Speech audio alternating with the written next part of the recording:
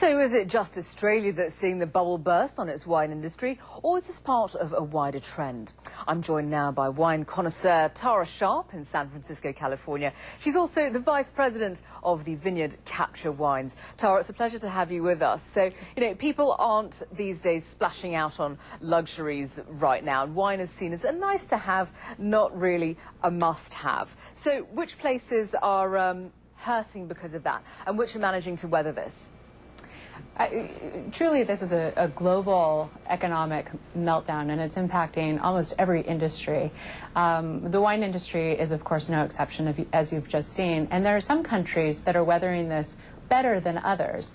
I live and I have a winery here in California, and this wine industry is absolutely being impacted, but it's being impacted significantly less so than, say, the Australian, the Argentinian, and the Chilean industries, which had competed for so many years at those rock bottom prices. It's just really difficult for them to keep up right now.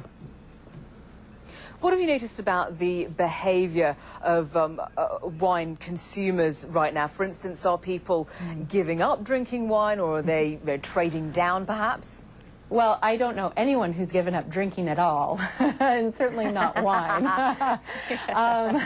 But you've touched on the important issue, which is that people are trading down.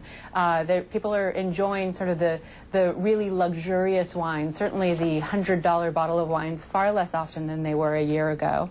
And what we have seen is that wines that are selling for over $40 a bottle are having a much harder time competing in these economic times. So what we're really seeing is wines that are in the $10 to $15 price point. They're doing beautifully right now, particularly if they're well made, they're drinking nicely, and if there's a great marketing story behind it. But wines over the price point of $40 are having a hard time competing.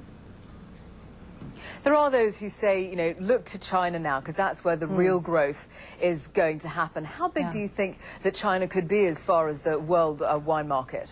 That is such a wonderful question, and I'm glad you asked that. I was very concerned to hear that Australia is hanging its hat so much so on the Chinese market. The Chinese market is an interesting one, and the Asian market in general is an interesting one. There's a lot of opportunity there, and I think that France has done an exceptional job of really establishing itself as a brand, France as a brand itself in the Chinese and Asian markets. But there's a capacity, there's a limit there. A lot of the Chinese population is actually allergic to red wine, and what the Chinese really are excited about are brands. So France is a brand, for example. They also respond incredibly well to brands here in the United States, such as Robert Mondavi. So I am concerned about what that top limit is, and frankly, this is a global economic meltdown. This isn't limited to any one country or any one region, and China is just as susceptible to it as any other country. Which places around the world will you particularly be looking out for as far as success stories? Oh, I think that there, I would say success stories are not what we're looking for right now. What we're really looking for right now are places to not be as negatively impacted as we might in others.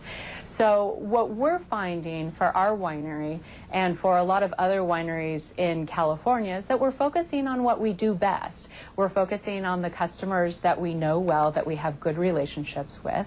We're focusing on the restaurants and the wine shops that support our brands, like our stories, and can really work with us through these economic tough times.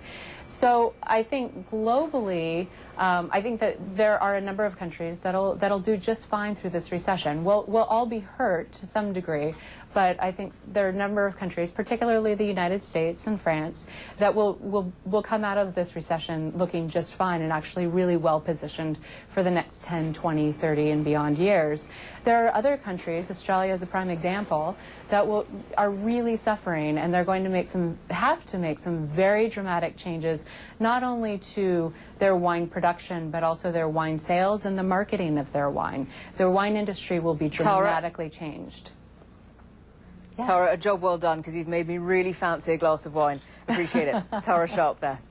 Thank you. Now then, where do some of the top emerging winemaking countries stand? Well, Argentina is one of the biggest outside of Europe and the US. It produced more than 1.5 billion litres in 2008. Australia produced just over 1 billion litres.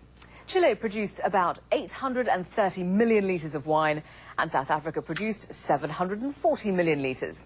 China, too, as we just heard, is on track to becoming one of the biggest wine producers with over 430 million litres in 2007. And this little factoid may surprise you as well. Consumer demand is really what's been on the rise in China. It is the largest wine market here in Asia and the only Asian country in the top 20 worldwide, with 74 million cases in 2007. With a strong growth rate, it's predicted to be the 8th largest consumer of wine by 2012. So could budding superpower China also become the saving grace for the wine industry? Wine imports are finding a welcome reception in China, even with the global